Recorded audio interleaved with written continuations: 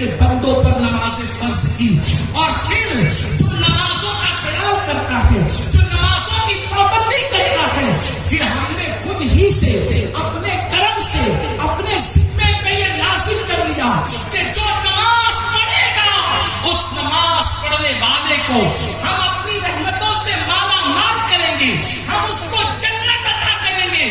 اور پھر جو نماز نہ پڑھے، اللہ ارشاد فرماتا ہے قیامت کے دن اس کے ساتھ ہمارا کوئی وعدہ نہیں ہے، اس کے ساتھ ہمارا کوئی عہد نہیں ہے۔ اللہ اکبر۔ سیدنا فاروق اعظم رضی اللہ تعالیٰ عنہ پر جب حملہ کیا گیا اور آپ کو شہید کرنے کی کوشش کی گئی، زخموں سے خون نکل رہا تھا، کھڑے ہونے کی طاقت نہیں تھی، اللہ اکبر، تب بھی آپ تیمم کر کے نماز کی تیاری کر رہے تھے۔ کسی نے کہا امیر المومنین زخموں سے خون نکل رہا ہے، کھڑے ہونے کی طاقت نہیں، کھڑے ہونے کی قوت نہیں، اور آپ نماز کی تیاری کر رہے ہیں۔ تو فاروق اعظم نے فرمایا میں نے اپنی آنکھوں کی ٹھنڈک مصطفیٰ جان رحمت سے سنا، اللہ کے رسول نے فرمایا کہ جس نے نماز چھوڑ دی اس کا دین میں کوئی حصہ ہے،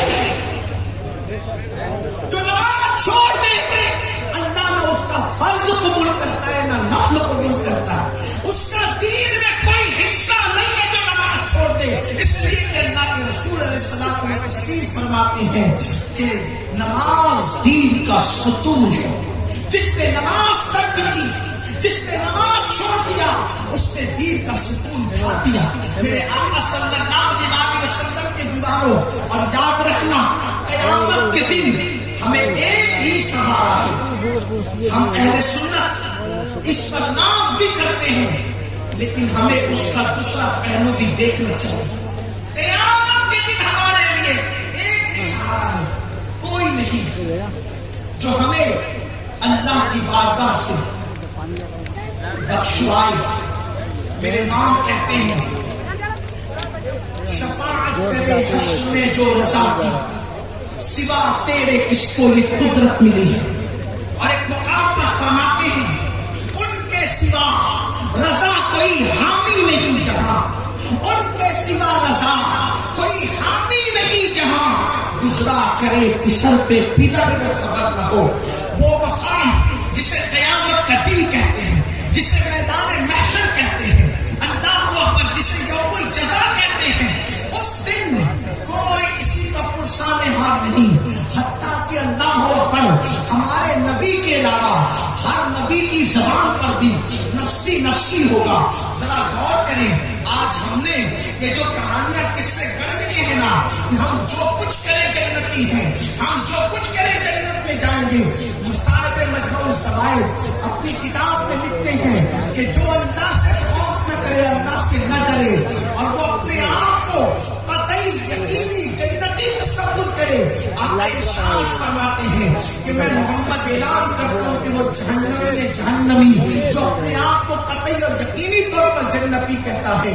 میرے آقا علیہ الصلوۃ و تسلیم کے پیارے دیوانوں، امید بھی کرو اور اللہ سے ڈرتے بھی رہو۔ خوف و رجا کی درمیانی کیفیت کا نام ایمان ہے۔ جن کو میرے نبی نے اپنی زبان سے جنت کی بشارت دی تھی، وہ بھی پوری پوری رات روتے تھے۔ ہمیں اللہ کے خوف سے کبھی رونا نہیں آتا، ہم مسجدوں کی طرف نہیں بڑھتے، ہم اللہ کی عبادت کی طرف رغبت نہیں کرتے، اللہ حلال و حرام میں تمیز نہیں کرتے، اور اس کے بعد ہمیں غرور اور گھمنڈ کے ہم جنت میں جائیں گے۔ آؤ تھوڑی دیر ذرا میدان محشر کا نقشہ تو سنو، ذرا سوچو تو صحیح، انبیاء کی زبان پر بھی اس دن نفسی نفسی ہوگا۔ اللہ اکبر، آپ کو بتاؤں تھوڑا سا وہ میدان محشر کا حال بھی، جس کے متعلق ہمیں کوئی خوف نہیں، جس کے متعلق ہمیں کوئی خیال نہیں۔ اللہ حضرت سیدنا ایک بڑے مشہور تابعی ہیں، بڑے مشہور تابعی، اور وہ توریت، انجیل اور بہت ساری آسمانی کتابوں کے عالم۔ فاروق اعظم رضی اللہ تعالیٰ عنہ نے ان سے پوچھا، ان سے کہا کہ اے کعب، مجھے ذرا ایسی باتیں بتا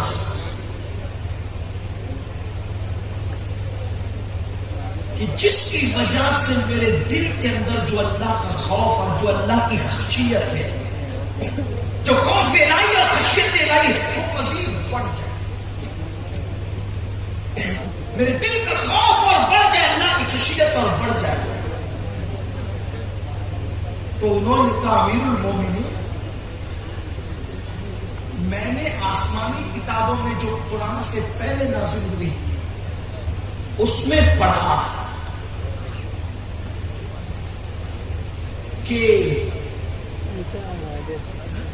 جب قیامت کے دن جہنم کو لایا جائے گا، جہنم، تو اس کے منہ میں 70,000 آگ کی لگام دی جائے گی۔ جیسے گھوڑے کے منہ میں لگام ہوتی ہے اسے کھینچا جاتا ہے، چلایا جاتا ہے، تو آگ کی 70,000 لگامیں جہنم کے منہ میں دے کر اس کو 70,000 فرشتے کھینچ کر لا رہے ہیں۔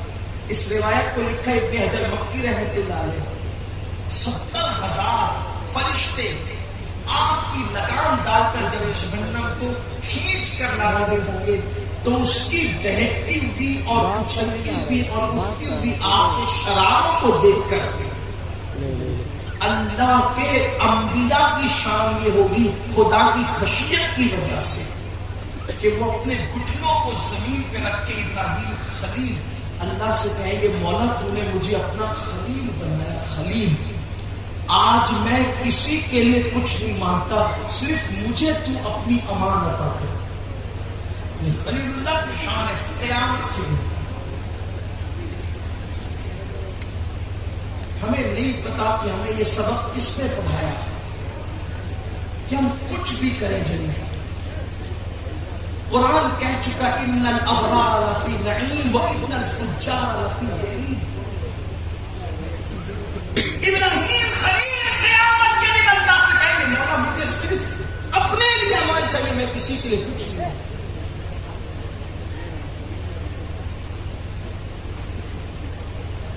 فاروق اعظم کو انہوں نے کہا حضرت موسیٰ علیہ السلام کی شان اس دن یہ ہوگی کہ وہ اپنے گھٹنوں کو زمین پہ رکھ کر کے اللہ سے کہیں گے مولا تو مجھے طور پہ بلا بلا کر جو پیار کی باتیں کرتا تھا من جانب الطور ایمن وقربناہ نجیا، کہ موسیٰ تو طور کے دائیں طرف آ تاکہ میں تجھ سے سرگوشی کروں، میرے قریب آ تاکہ میں تجھ سے سرگوشی کروں، تجھ سے پیار کی باتیں کروں۔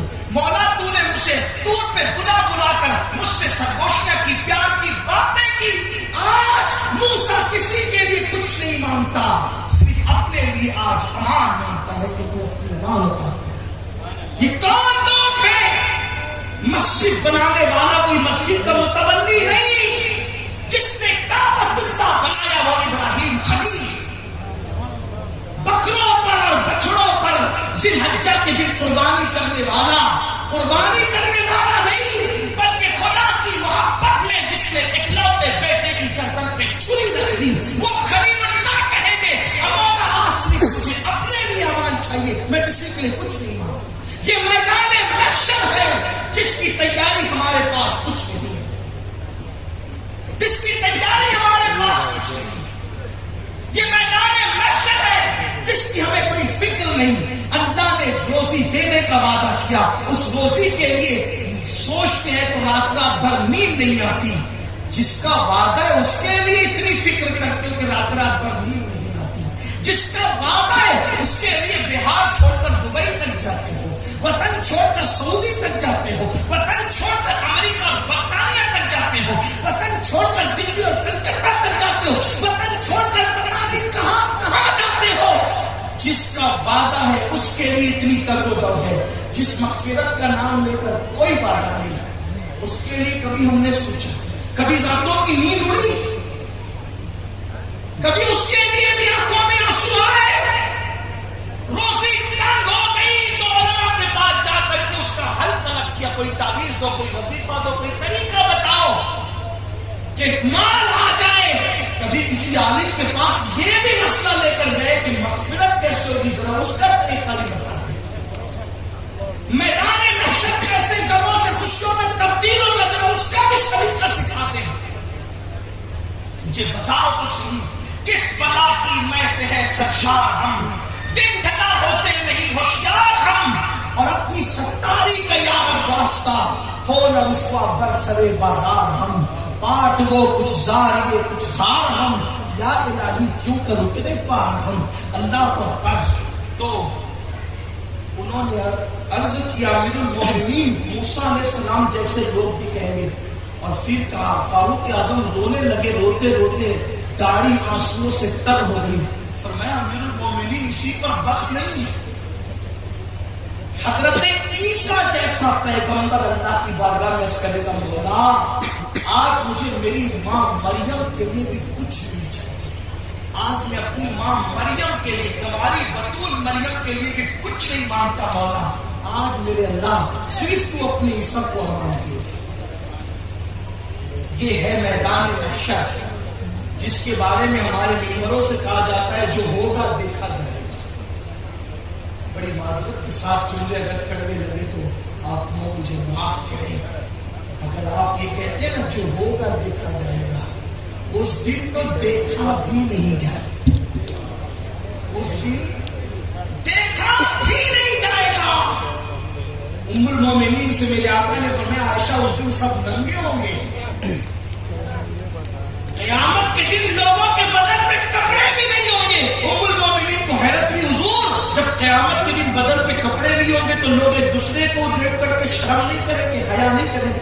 فرمایا عائشہ تو اسی کو اپنے آپ کو دیکھنے کی فرصت نہیں، کوئی اپنا آپ بھی نہیں دیکھے گا، وہ کسی اور کو کیا دیکھے گا؟ یہ محشر ہے، یہ محشر ہے جس کے بارے میں قرآن کہتا ہے یوم یقوم الروح والملائکہ صفا لا یتکلمون الا من اذن۔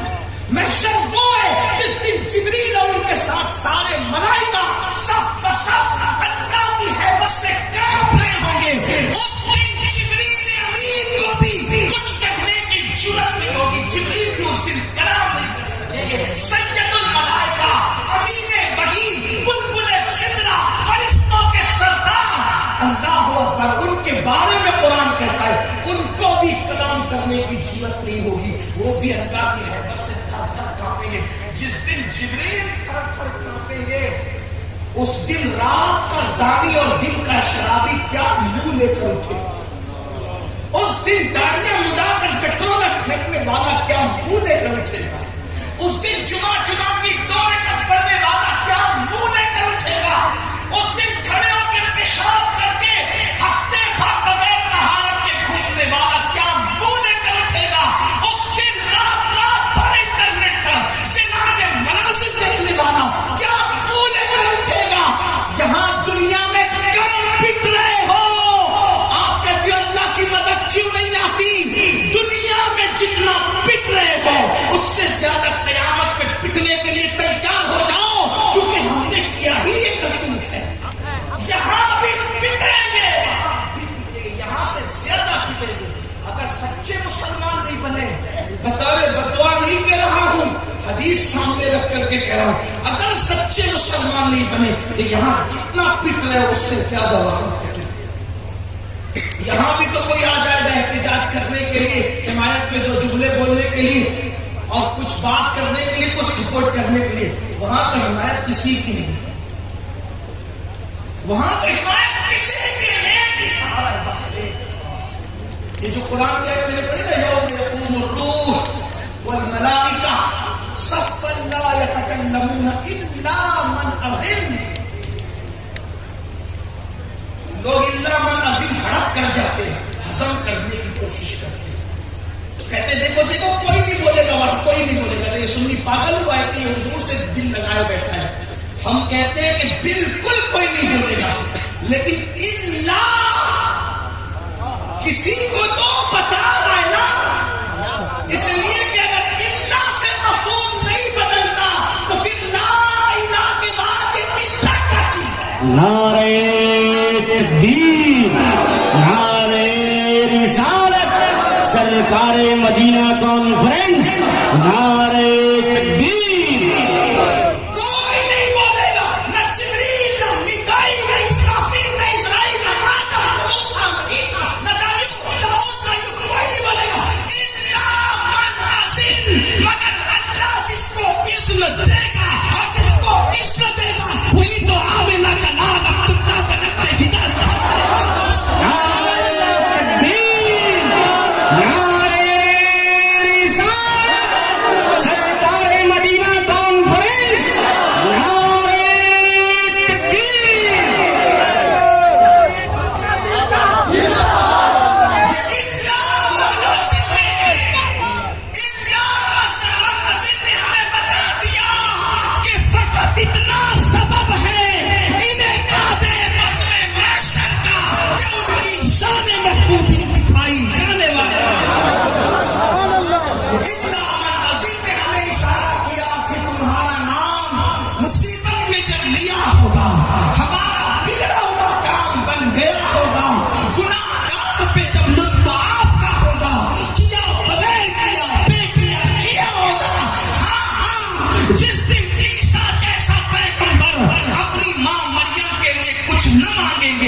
اس دن میرے آقا سر سجدے میں رکھ کر رب حبلی امتی کا ترانہ اللہ